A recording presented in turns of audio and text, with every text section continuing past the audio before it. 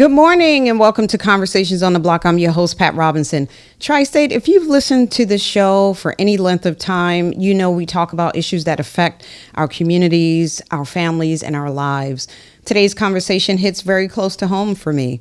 Over the past several months, I've recently navigated and rang the bell to my own breast cancer diagnosis and treatment. It's been a journey of learning, healing, asking questions, and sometimes trying to quiet my own fears. Like many people, I wanted information as quickly as I could get it. I searched online, I read articles, I looked at social media, I even asked AI questions. Sometimes I found information that was helpful. Other times I found information that left me even more confused when I started. And I know I'm not alone when I talk about this today. When you hear the words, you have breast cancer, you're not thinking like a researcher. You're thinking like a daughter, a mom, a sister, a wife, a friend. And we're scared and we're looking for answers. As mentioned, I had been diagnosed with invasive ductal carcinoma, stage 1, and I had a lumpectomy with sentinel lymph node biopsy. And I'm still healing, Tri-State. But the question that I want to talk about today, and I have an amazing guest here, is where are we getting our answers from? So what surprised me is not that we are looking for answers. It's where are we looking for them, and are we looking for them in the right places? So today I want to introduce you to an amazing guest. Her name is Sadia Zapp, and she serves as Managing Director of Communications and Content at the Breast Cancer Research Foundation, where she has spent nearly a decade helping translate groundbreaking scientific research into information women can understand and use. With almost 20 years of nonprofit communications experience, she devoted her career to mission-driven work. But in 2022, at just the age of 36 years old, she found herself turning her professional mission into something personal that she had to deal with herself as she was diagnosed with stage 2 HR-positive HER2-negative breast cancer. Today, Sadia combines her professional experience with lived experience to help educate women, advocate for evidence-based science, and encourage younger women to recognize that breast cancer is not only a disease affecting older generations, but it is affecting masses of people. So welcome to the show, Sadia. Thank you so much for having me, Pat. Yeah, so let's talk about I want to hear about your story. I want you to share your story with the Tri-State, and then we're going to talk about all of the work that's being done. Sure. So as you mentioned, I've been at BCRF now for 11 years, and working at the Breast Cancer Research Foundation, I had this inside view of the disease for years and years. So there was no one more aware of risk factors and what to know and what to do and how common breast cancer really is. But nevertheless, it still floored me and shocked me when 7 years into working at BCRF, I was diagnosed with the disease myself. And I was only 36 at the time. And listen, I knew the stats. I know that 1 in 8 women are diagnosed with breast cancer, but I never expected it to happen to me with a 4-year-old at home, living, we just bought our new house, our first home, we just moved in. So it was 1 month after moving in and we were still unpacking boxes. So I've learned a lot now through my personal experience that I'm bringing into my work every single day. Okay, when you got the diagnosis that you had gotten breast cancer, working in the Breast Cancer Research Foundation, did you feel more empowered that you had that information? Did you feel like what? So it was both. I felt really empowered. So when I went in, I didn't have to ask. I didn't have to do the Googling that you were saying. I didn't have to do the searches. I knew all of the lingo. I spoke breast cancer.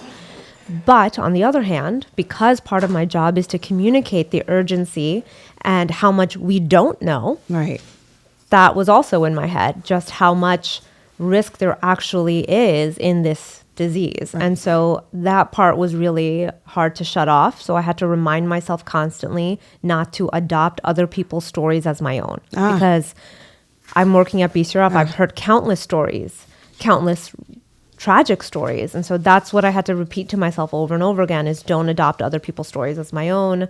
Your body is your own. Yeah. And so if you don't mind, if you're open to sharing, once you were diagnosed, like take us through what treatment, surgery looked like, how that impacted your life. Sure. So I was diagnosed at the age of 36, which means that I wasn't being screened annually. I knew all my risk factors. So I did raise the questions to my PCP, to my OBGYN. And as a lot of young women, we don't have PCPs. A lot of us just use our OBGYNs as our primary care doctors. So once I raised, like, these are my risk factors. What age you started menstruating. If you were started before the age of 11, that's a risk factor. What age you had your first child.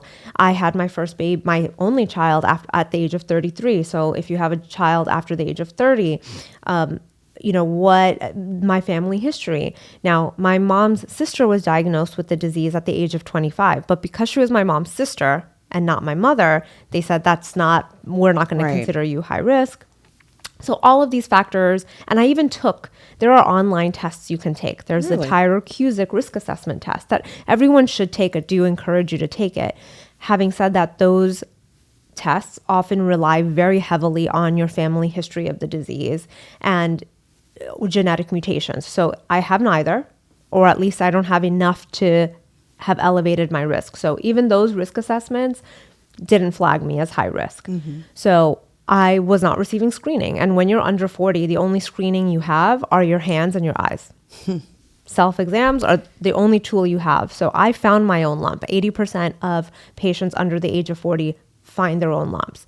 But here's the catch, is when you find your own lump, the fact that it's advanced enough for you to feel it is already a bad sign. Yeah. Because it's advanced. So I had stage 2 already at that point, stage 2. So for me, what that means is that I'm no longer a candidate to avoid chemotherapy. I'm going to need chemotherapy no matter what. So I had chemo, then surgery, then radiation. I ended up having a double mastectomy. My disease had already proliferated enough that I wasn't even a candidate for lumpectomy. They said you're going to have a mastectomy. I'm going to ask a question, and I want you to keep going. For those who may be hearing this language, double mastectomy, that means what? That means an amputation. That means you're amputating both of your breasts from your body. So it's not there's a common misconception when some people have breast cancer and they'll say, oh, at least you'll get a boob job.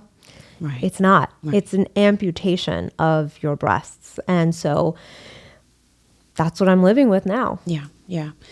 And so, and I appreciate you sharing all of what you went through, but there are so many mental stages to this, right? Before I want to talk about the research and all of the great work, but as a woman, to have both of your breasts removed, is it more about getting the disease out the body than, survival? So tell what kind of headspace. So here's what I would say is one of the things that we know through research is that lumpectomy versus mastectomy is just as effective. So if you're a candidate, like I was not a candidate for lumpectomy, I had to have that single mastectomy, but I opted for both. There are a number of different things you have to consider. So we know that, for when it comes to survival and outcomes, lumpectomy, if that's what is an option for you, is just as effective as mastectomy. So let's get that. I just want to say that out loud because really it's a personal decision between you and all of the factors you have to take into mind. Right. So for me, it was once you have a double mastectomy, you actually don't need any more scans. So you don't have to go in every 6 months or whatever your cadence is for your annual mammograms, ultrasound, or MRI, whatever the screening modality is for you. As you know, Pat, when you're going to go in, the anxiety that you feel leading up to that test, afterwards waiting for the results is overwhelming and can be really debilitating.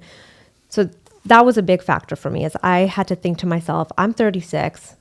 I have hopefully, God willing, decades left of having to go in for these screenings. Do I really want to do this for the rest of my life? And by the way, anything that looks remotely suspicious is going to get biopsied because we're high risk now at this point. So, and a biopsy is not easy. People think easy. It is. And they're expensive. They're very, and they hurt. When you have coverage, even when you have insurance coverage, they're very expensive. So I had to make the decision for myself. Do I really want to live with that for the rest of my life? Now, on the other hand, there are lots of patients who say, I want screening. I want to know what's happening inside of my body. So that was another thing I had to decide, weighing these options, what's the right decision for me? So for me, it was double mastectomy, and I'm so glad I did it. But still, I had to have a biopsy recently because I had something suspicious that I felt again. So it's never something that goes away. Right. And like you said, the mental, especially I'll say for younger women, and again, this is my own lived experience, you're still, you have a partner. Some women are still dating. That's right. So the impact of Right. losing your breasts when you're still out there trying to find a relationship or have, be intimate with your spouse or partner, be there for your child and still act normal. Yeah. That's really, it's really not difficult. easy. Yeah. The challenges I think for younger patients are very unique, and they stem, just imagine dating while you're, when Right. you've lost your breasts, when you're questioning your identity. And there is a lot to that, not just the aspect of your femininity and the physicality That's of correct. it as women. That's right. Who, by the way, we're in a society where it's all about how you look right now. That's right. And so, it's Yeah. certainly challenging. Listen, therapy is your friend. Yes. Yeah. And Yes, I yes. told you earlier, for me, going the route, not just of therapy, but accessing medication for my mental health, I think we need to eliminate the stigma of that as well, because there is right now a big national conversation around the stigma associated with leaning on medications, and that's not right for everybody. But for me, it was. And I'm so glad that I took the chance to deal with my anxiety that way. Yeah. Thank you so much for sharing that information. So in that process, there was a reconstruction, right? You had to Yes. get your body back. Like, do you want to talk about that a little Yes. bit? So I just mentioned chemo, then mastectomy, then radiation, and then you wait for however long it is. For me, it was 6 months to finally have reconstruction. I had what's called a deep flap reconstruction, which means that they used tissue from my abdomen to recreate. And you may not see me, but I'm using air quotes breasts, because they're really not breasts. So I had to keep that in mind, is that these are simulations of breasts. So I can't expect them to be perfect. Yeah. But I had really good results. I'm very Yes. happy with Good. what I did. And I'm so grateful that we are able to get reconstruction, because it matters. Yes, yes. And whether you go flat, whether you get implants, whether you use your own tissue, whatever it is, but you have to do what's right for you so that you can live with your body. Again, I was 36. I'm looking at decades of the future of living with my decision. Yeah. So it was a really difficult surgery, but I'm really glad I did it. Yeah. And one thing I do want to talk about when it comes to reconstruction, it sounds like a surgery. When you say the word reconstruction, it sounds does. like it's one surgery.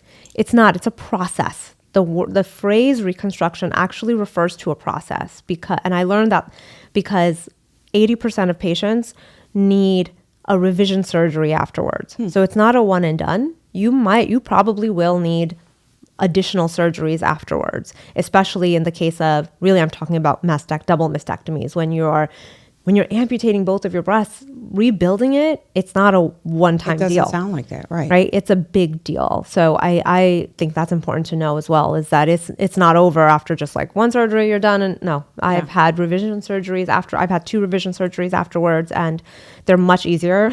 Yeah. But nonetheless, again, it's a process, and it's something I'll have to deal with forever. Yeah. And in Tri-State, she looks amazing. So there'll be video to accompany this, but she looks absolutely amazing.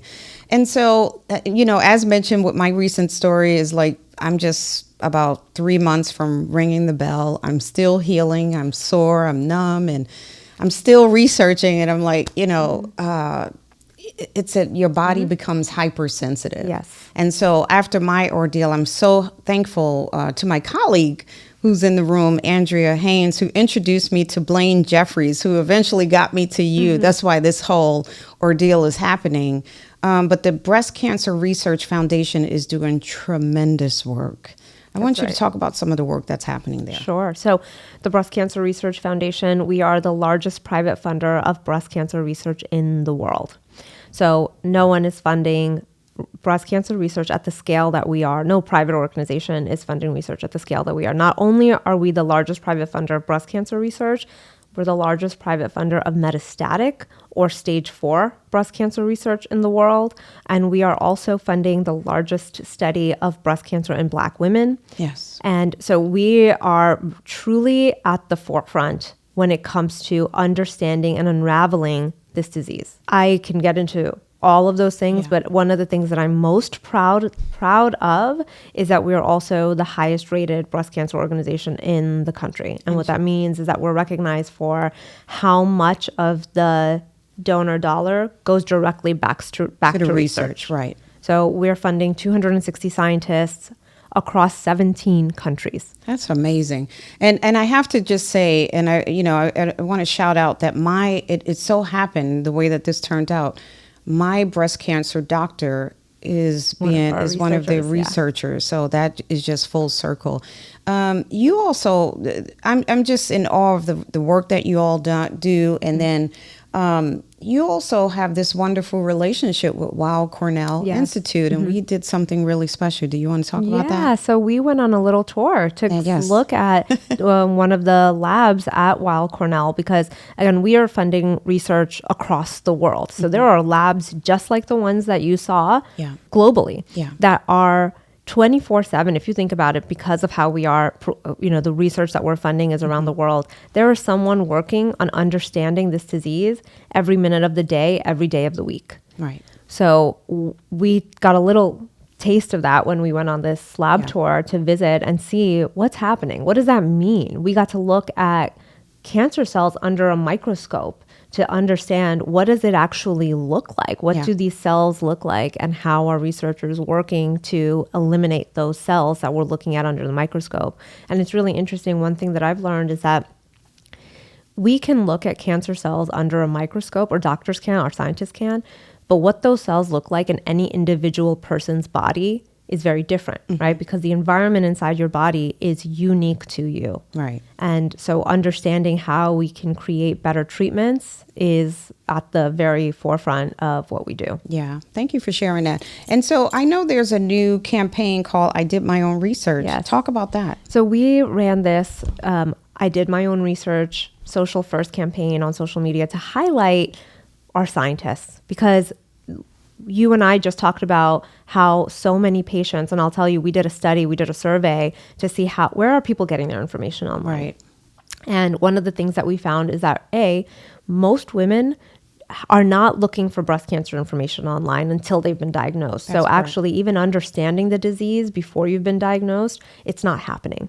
And so most people are triggered once they've been diagnosed. So I encourage women to just find out, what do you need to know about your risk factors? Because you want to know what you can do to reduce your risk, period, right? So just as a factor of women's health, if you're interested in what are the right foods to eat, how much exercise do I need to do? If you care about women's health, understanding breast health is also very, very important. And that means doing that risk assessment test that I said online, talking to your doctor about your risk factors. And when I say talking to your doctor, I mean get that primary care physician if you don't have one. Yeah. And so taking care of your body holistically, number one, is really important. But so we did the survey. We know that most women are not thinking about their breast health. Yep. And number one of the things that we also found was that people, and especially younger people are twice as likely as older women to Google and just rely on AI for their answers. Now that can be good. It can be really good if you're using it to ask the right questions, to understand what you need to know about your health better. But the challenge is when there's so much misinformation proliferating online, how do we highlight where you can go to rely on information? So that sort of spawned this concept of I Did My Own Research to showcase and highlight the doctors who are literally doing their own research and doing that research. So number one, it is it is not a bad thing to do your own research. It's absolutely something that is necessary. And again, younger women are more likely to search for information online. And here's what I'll say is there was another study that showcased that younger women felt 80% of younger women felt dismissed. And I'm talking about younger breast cancer patients, people who were ultimately diagnosed with their disease, felt dissatisfied with their care somewhere along their journey. Wow. So when you have the vast majority of patients under the age of 45 saying, I was dismissed somewhere along the journey, whether that was even when they present with symptoms, of course they're going to go online. Yeah. So I say you should, but make sure that the information you're seeing is backed by science and is evidence-based by organizations like BCRF. We have an entire section on our website called About Breast Cancer that gives you that information online so that you can be informed and empowered, because information is power, right? And so that's what spawned the idea behind the campaign, and understanding also. We did that survey just to get a better sense of what people are doing online. And listen, 1 in 4 Americans said that they found information that directly contradicted their doctor. Wow. Now, on one hand, that can be a good thing for younger women, again, who are going to the doctor and the doctor's telling them, you're too young to get breast cancer. Well, guess what? You're not too young. Yeah. So in that case, that 1 in 4 finding information that contradicted their doctor, dig deeper. Right? If you feel like you're being dismissed by your doctor, find a different doctor, because you have to have your concerns adequately addressed. And you should not accept anything less than getting the answers that you need to feel comfortable. Yeah. And so that's number one. But on the other hand, right, the directly contradicting that 1 in 4 finding information that directly contradicted their doctor. Right. There's the people who, there was a New York Times article saying that there's been this huge jump in cancer patients seeking prescriptions for medications like ivermectin, which are completely not evidence-based. And there's no research to show that works. And so that's dangerous. Yeah, so they're getting lost in the whole journey of just trying to figure things out for themselves. Exactly. And when you're a cancer patient, the information that you find online is literally life or death, right? It is a life or death. That is such a strong factor. thing. So when it comes to your health, and especially after if you've been diagnosed, finding the right information, it's not a nice to have. It's a necessity. That's right. To Need survive. to know. Right. Absolutely. And if you're just joining us, you're listening to Pat Robinson Conversations on the Block, and we are talking to Sadia Zapp, who's the Managing Director of Communications and Content at the Breast Cancer Research Foundation. I heard somewhere, and I think I might have been in the vicinity of you at maybe a panel, about the risk of people who had babies and a 10-year window. Yep. Can you talk about that? Sure. So having a child reduces your long-term risk of breast cancer. And by long-term, I'm talking about decades down the line.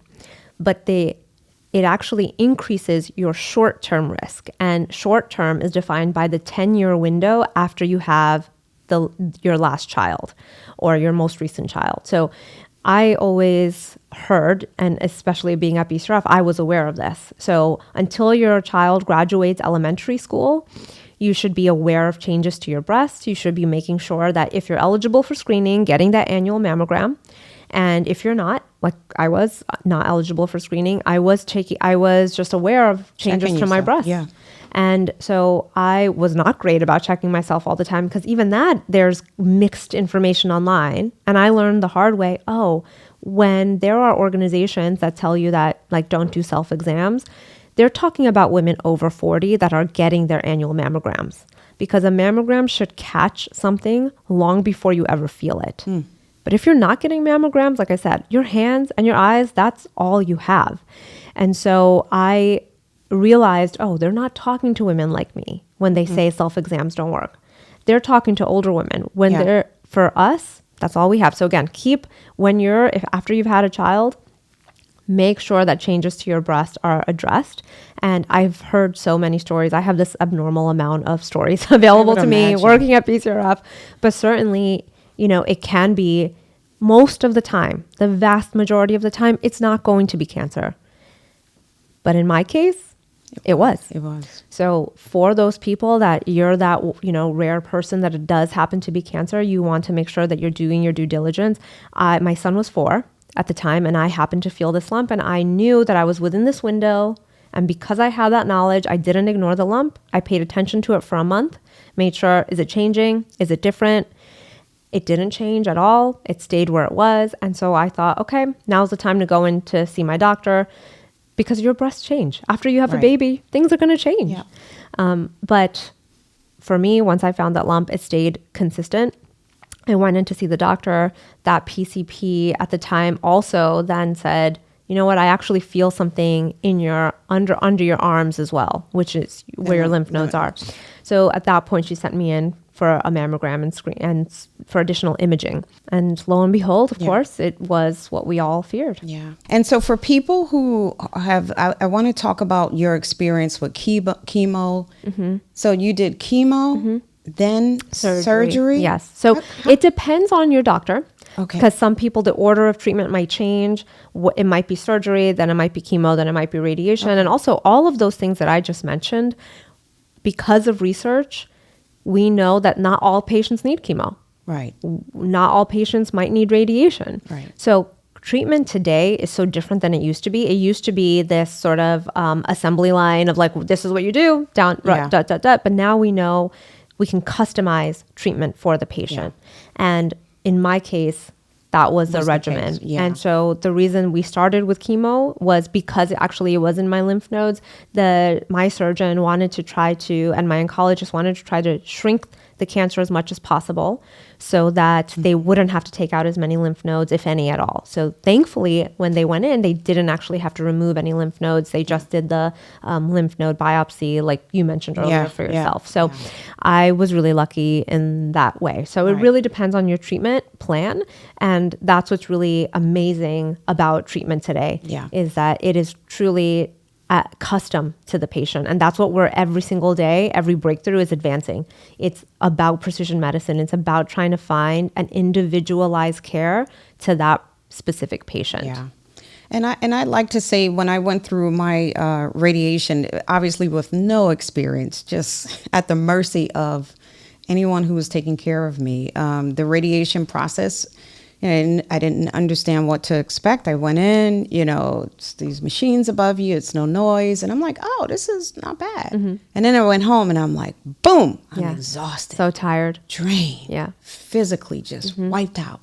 And so how was your journey with chemo, then surgery, like physically? So here's what I'll tell you. I actually I'm someone who is always looking on the bright side. Okay. So I always look at the silver lining. We need more people like you.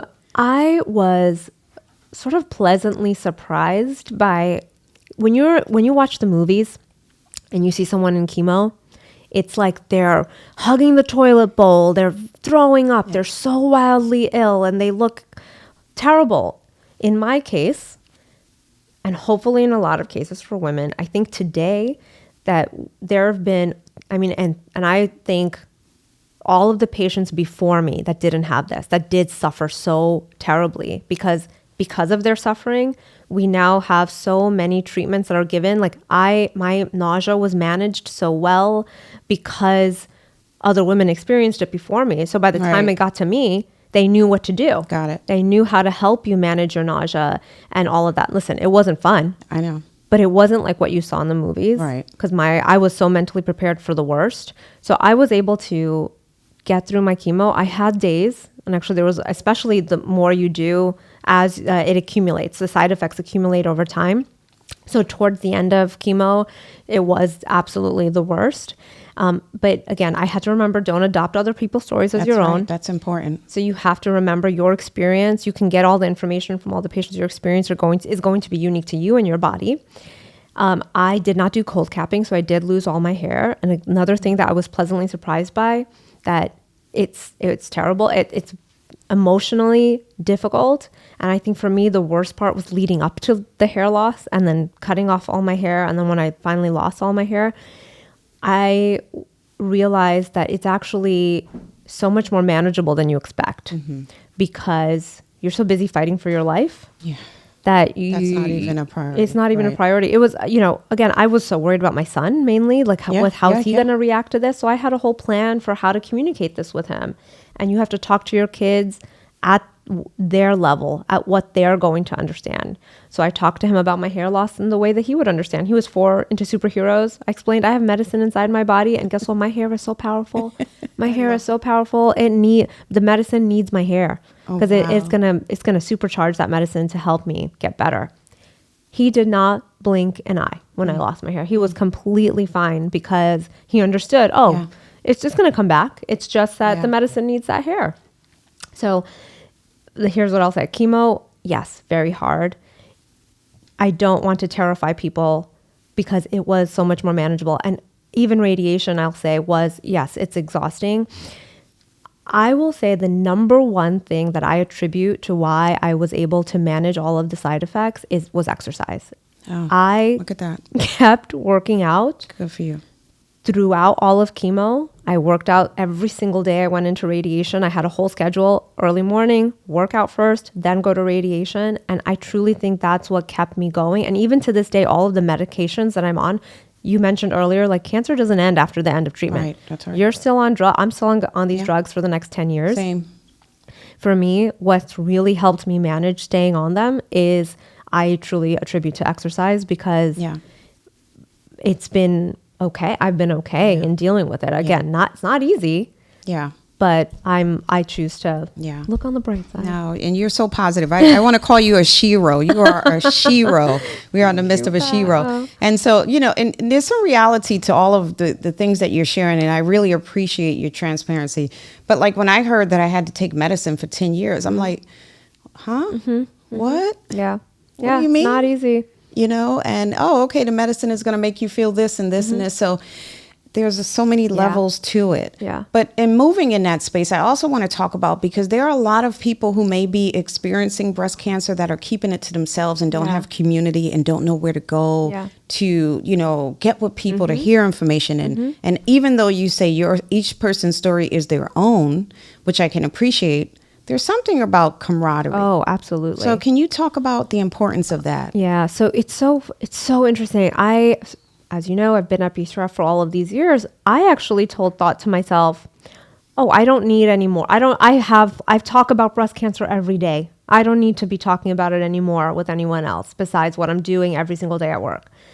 And then I went to a conference just last year, 2 years ago now, and I met all of these other specifically younger women who had been diagnosed. And finally I realized, oh my God, I needed this community. Wow. I didn't realize and I'm in this space. Right. And I work in this space. And only once I was in community with other patients, sharing our stories, relating to one another, that I realized, I know I work at this every single day, but I'm not connecting with other peers. Right. And talking to other people, no matter what disease you have, this is true for anyone. When you connect with others who have your shared experience, there's really nothing else like it, because you can have loved ones who are there for you. You can absolutely have people around you who are supporting you and holding you up, but they didn't have chemo. They didn't have surgery. They're not going to be on these drugs for the rest of their lives. They won't understand all of the nuances that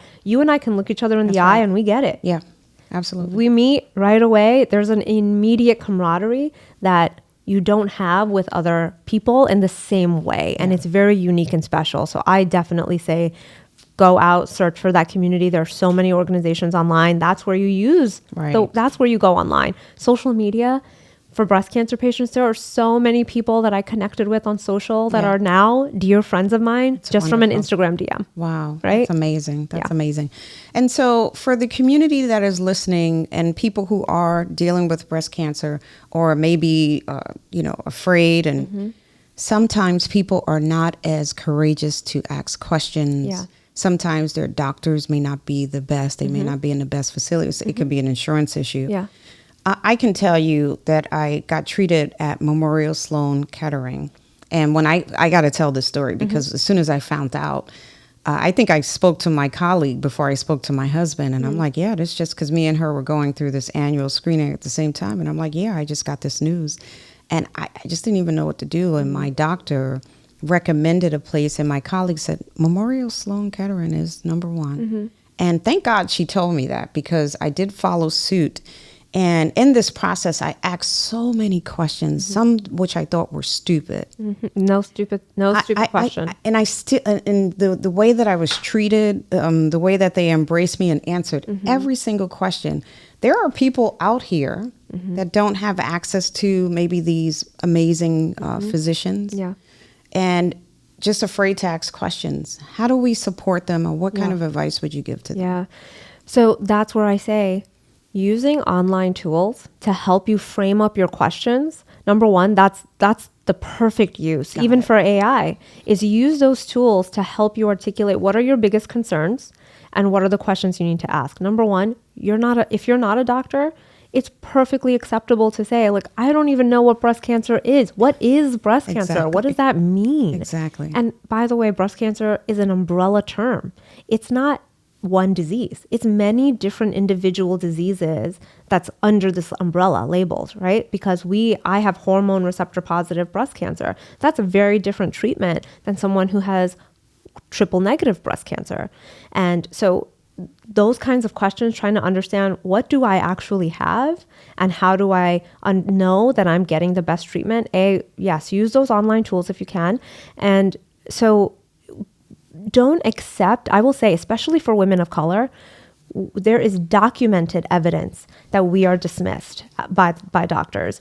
So don't allow yourself to be dismissed and be the squeaky wheel.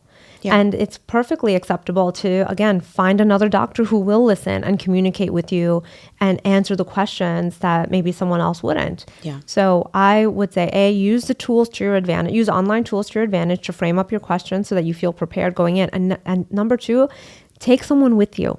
It's really hard when you're going through something devastating to absorb all the information that you're getting. It's information overload. So take someone with you if you can to take notes or record the conversation on the phone so that you can go back and listen to it later. So those are a couple of things that you can just actively do to try to help get your questions answered, and then B, to remember the answers when you go home. That's right, because it's a lot. I got to tell you, it's a lot. You're processing real time, all kinds of scenario, life and death situations. You're at the mercy of the provider.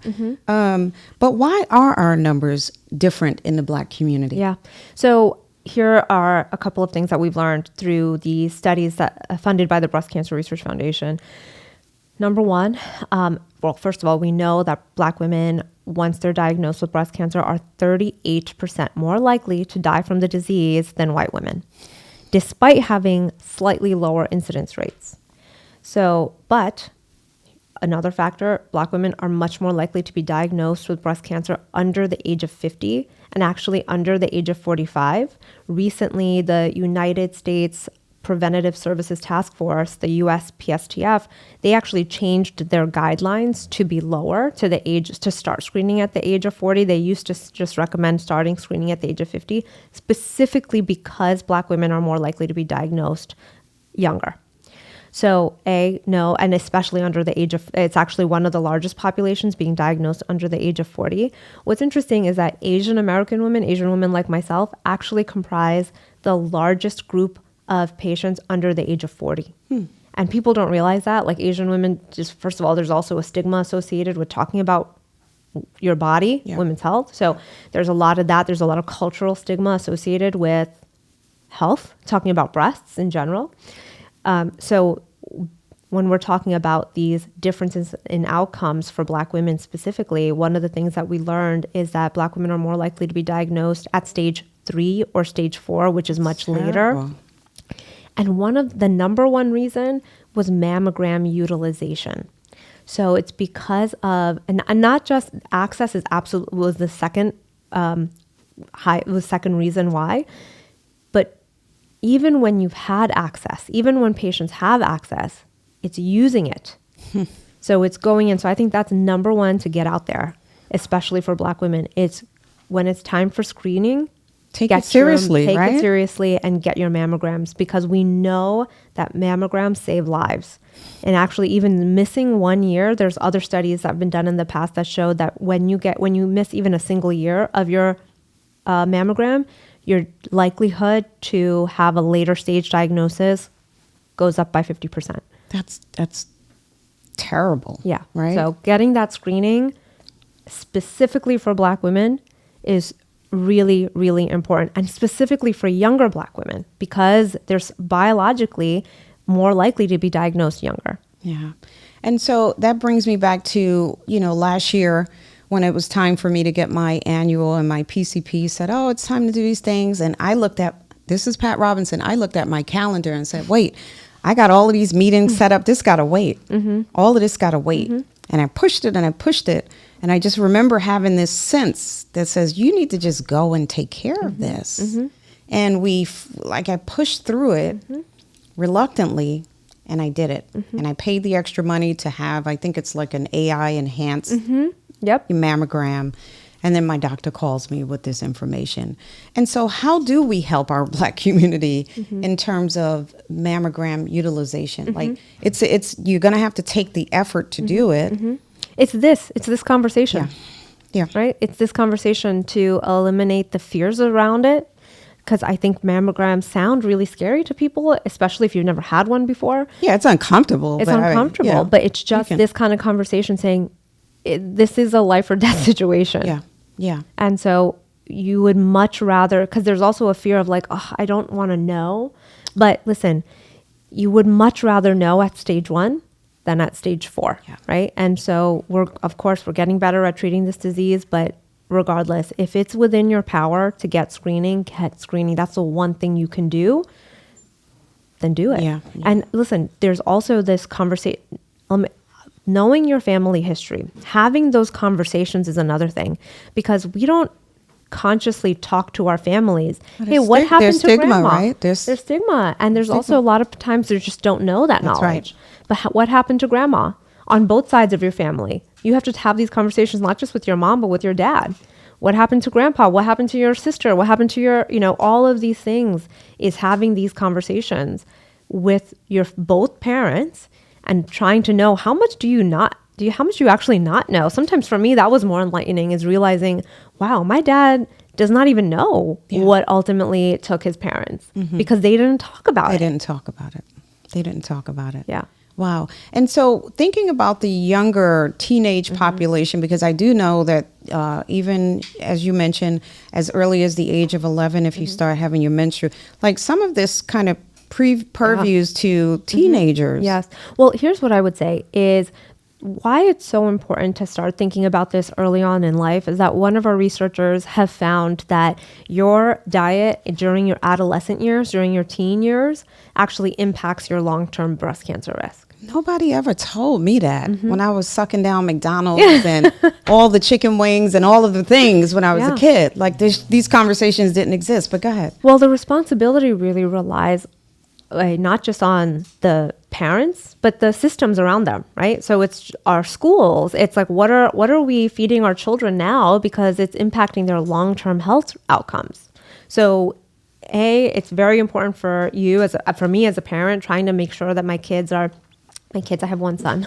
So my son is eating the right things because it's not just about what they're consuming when they're younger. I think it also is that they develop patterns that last for decades, right? So like your eating patterns often stay with you for a long time. So it is that instilling and understanding what is healthy, what's not, how to start these good behaviors as early as possible. Yeah. So certainly, I think that's definitely important from when you're young. That's to me is the importance, is like starting those conversations when you're young. Let's shift into men's health, because this, breast cancer affects men also. And that's something that we don't often talk about. What does your research show you in that area? Sure. So about, I think 1 in 833, something like that, is about basically 1 in 1,000 men are going to be diagnosed with breast cancer. And so it's quite rare. It's quite rare. And it's typically driven by genetic mutations like the BRCA gene. But it happens. So it's really important. That's where I think those conversations around family history also come into play, because knowing your family history is often what drives genetic testing. And so having genetic testing and having that information about whether or not you have mutations is so empowering, because it gives you this knowledge of what you're at risk for. And knowing your family history, things like not just breast cancer, but for example, prostate cancer, cervical cancer, uterine cancer, all of these things could be related. So knowing any cancer history and talking to your doctor about whether or not you should get genetic testing is really important. So when it comes to for men, especially, I think we just finished Men's Health Week. Yes. So it's really important to know that if you do notice changes to your men have breast tissue, anyone who has breast tissue is at risk for breast cancer. Yeah. So again, noticing changes to your body, that's what it comes down to. It's being aware, knowing you're normal for men and women. Very important. Yeah. Thank you so much. So how can the community support the Breast Cancer Research Foundation? You all do such global work and great work, but what are some of the things that we can do to get more information out or just support the Breast Cancer Research Foundation? Well, thank you so much for asking that question. Go online, visit bcrf.org, A, to empower yourself with knowledge, and B, to support, through donate, so BCRF, all we do is fund research. That's it. There is nothing else we do besides fuel research. And we know that research saves lives. Yeah. So supporting that research, whether it's by raising funds, whether it's by starting your own fundraiser, we have tools online to help you and make that as easy as possible, or helping us spread the word. Follow us on social media and share things that are relevant. You asked before, how do we help Black women get more mammograms? Talk about it. Yeah. Talk about it, eliminate that stigma, and make sure that we're sharing this message. So that's one thing, is if you can't donate money, donate your time, your voice. Right. That is so important too. Yeah. And so as we slowly begin to wrap up, I want you to talk to the tri-state in reference to the kind of doubling down again on the importance of checking your body and not being afraid of the thought. And you don't want to know, because there's a psyche that you're dealing with when you're about to do this mammogram. You don't really know. I feel fine. Yeah. Because it's silent. It's not bothering. Like I had just celebrated my 56th birthday. I did this wonderful photo shoot. And a week later, I was diagnosed with breast cancer. Listen, cancer never made me feel sick. Cancer never made me feel sick. I felt great. I was doing all the right things beforehand. Again, I worked at BCRF. I knew diet and exercise, the role that it played. So I felt fantastic. What made me feel ill was cancer treatment. It was only chemo that made me feel sick. I didn't feel sick from the cancer itself, right? So you could have kept going if you didn't look at your body. I never would have known. I felt perfectly fine, right? So number one, it's being aware that your symptoms are not necessarily what you need to rely on to find your disease, right? So there are what scientists call modifiable risk factors, which are things you can actually change. You can't change your genetics. You can't change your family history. You can't change the biology inside of your body, but you can change, are you eating enough cruciferous vegetables? Are you getting enough fiber? Are you getting enough probiotics in your diet? Are you exercising regularly? Are you doing the strength training that you need to mitigate your risk? How much alcohol are you consuming? We know that alcohol is directly related to breast cancer risk. Can you go into that a little bit? So we know that there actually is no what's considered safe amount of alcohol when it comes to breast cancer. So and listen, I'm not saying stop drinking. Right. I'm saying just be aware of every drink that you have, right? So knowing, okay, I've had one now, I've had two now. So thinking through how much are you actually drinking? Because that's really interesting. I think when you go to the doctor and they ask you, how many alcoholic drinks do you have per week? And then you start counting and you're like, oh my God, like, why are you asking me that? What does that have to do with anything? So then when you really start counting and make yourself aware of how much you're actually drinking, it would I remember it shocking me, like, what? I didn't know that was the number, because it was so natural. So having the US nutrition guidelines they've actually just removed these guidelines, but it used to say no more than 2 drinks a night for men, no more than 1 drink a night for women. But again, those guidelines were recently changed and removed. Having said that, even that is a lot. When it comes to breast cancer risk. So just be aware. That's it. It's just moderation, right? Moderation is key. Yeah. And you just sparked something in my head. I've been answering surveys for years at the doctors, filling out all of this stuff just to see the doctor. And some of these questions, I never questioned why they're asking me that. And guess what? They never even told me that while I'm answering that question, that it had a direct link or impact to breast cancer. So I still feel there's an opportunity in our medical field to go deeper with education with our patients. Just really important. So that's an aha moment for me. So what's next for you, Sadia Zapp? Yeah. What's next for me? It's really more talking about, like for me, what I've found is I've been talking about breast cancer for over a decade now.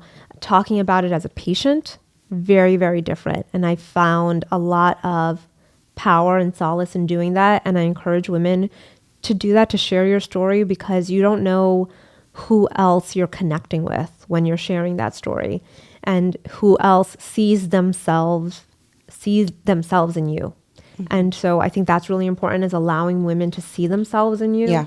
And I think that's why it's important that you're Pat, like you talking about Thank this, you. allowing other women, allowing other Black women to see themselves in you and know it's okay to talk about this disease. Yeah. And even if I'm diagnosed with this disease, I will be okay. Right. So that not letting that fear control you. Yeah. So for me, what's next? It's just doing this work every day. I love that. And we need people like you. And I got to be honest, like when I was diagnosed and, I was silent. I kept it to myself. I didn't tell employers. It was like 2 people who knew. I didn't even tell my children. And then when I decided to share it, I almost felt like I'm dealing with people are going to judge me as if I've done something wrong or if I'm less than. So I had to take myself through all of these psychological spaces to get to the point to say, you know what, if I share it, I'm sure I'm going to connect with someone. And so back to that mental health piece, right? Women and men who are going through cancer and keeping it to themselves, they're fighting for their lives. They don't want to seem like they're losing ground in their professional space, and they don't want to be empathized too much. And so where I am today, when people see me and knowing that I have beaten this, because that's the way I speak, sometimes I'll run into people and they're like, how are you feeling? Very overly empathetic. And I'm like, I am fine. Like, what do you suggest? Is that normal that I'm being critical of maybe the over empathy? Or Yeah, no, it's so interesting because there's a whole thing around like, how do you talk to patients, right? Yeah. So because I found even when I was going through treatment, there's the other side of the pendulum where people will be like, oh, you'll be just fine, right? And then even that is hard. You're like, what? Wait, what? What do you mean? Like, and so I realized actually what I had to tell myself actually when people talk to me in ways that don't resonate with me is that almost 99% of the time, people are talking to themselves. They're not really talking to you. They're actually talking to themselves. And so when people are being overly empathetic, it's because they're talking to themselves. They're thinking to themselves like, oh, this person is really fragile. Or if they're being dismissive, it's because they're talking to themselves, trying to tell themselves, oh, this person will be fine. Because really, that's what I have found. That's how I get myself at not being angry at people. Yeah, because I'm like, I know you care. I know you're asking, but are you reminding me that I went through something? Because as I show up, I'm fine. It's like not on my mind. I appreciate the care, but I'm like, culturally too, we're not. No one's really trained to talk to people. Who are going through There's this. an awkwardness to it. Yeah, it's inevitable. Even I'm a patient, and I still find myself. But I realize, I just have to tell myself it's all coming from a good place. Yeah. And again, you're so positive. Yeah. Do you have a book, Sadia? Like positivity. Like you should create an affirmation book, just some short read to help us look at things differently. I think it'll be so important. From your lips. That's it. That's it. Listen, some great things come from my lips on this show. So absolutely. Sadia, I just want to thank you just not for your transparency and your vulnerability and your resilience for being here, but also just your willingness to share your own journey. You have been through some things. Well, I mean, she sat here, Tri-State, she's smiling, she's beautiful, she's been doing the work, and then she got impacted and still continued to do the work while going through a multitude of changes to your body, to your mental health, navigating family, and still being the advocate for many people and being on the forefront. So to me, you are a hero. Thank you, Pat. And ditto. Thank you. Thank you so much. You didn't have to talk about this the way that you are. And now you are going to be a safe place for people. Yeah, absolutely. So like Tri-State, conversations like this empower people to talk about these kind of things and ask better questions, seek credible answers, make informed decisions about their health. And our health is important. And one thing that you heard today was the importance of things that we can control. Exercise, healthy diet, right? Making sure that we're paying attention to our bodies. We're not just dressing it up. And putting on all of the garb and the aesthetic, but we're paying attention to our bodies. It's the only one you have. It's the only one we have. And you know what I noticed also, Sadia, before I close, is that when I was going in these centers, in these spaces, I noticed that there were a lot of elder women that were dealing with this. And I'm saying to myself, how come at this age? Is it because the signs were ignored? Like, you didn't know? Well, like, I mean, listen, at the end of the day, cancer is still a disease of aging. So for the most part, cancer is simply one of the reasons why cancer has been on the rise is because we're living longer and we're getting older. And so just as a society. So of course, cancer rates are going to rise. But I think what is even more interesting is that cancer rates are rising at double the rate in patients under the age of 50. So it's actually getting younger. The disease is actually getting younger. So that's what's unusual. That's what we don't understand yet. And that's what the scientists at BCRF are trying to understand is why is this disease that is typical of aging happening younger? Right. What's going on there? So that's actually the bigger concern. And so for the younger folks who may go to their doctor, I know we talked about physicians dismissing, people feeling dismissed. If they have true concern that they need some kind of a testing or scanning, they have to fight and advocate for that, right? Absolutely. Absolutely. Yeah. Again, until your concerns have been adequately addressed, I wouldn't give up. Yeah. Absolutely. Well, there you have it, Tri-State. An amazing show, an amazing guest. Someone is tried, true, and tested who's doing this work. If you can give the organization website one more time so people can connect. So visit bcrf.org for more information, or find us online on Instagram at BCRF Cure on Instagram or Facebook, but we're everywhere. So find us.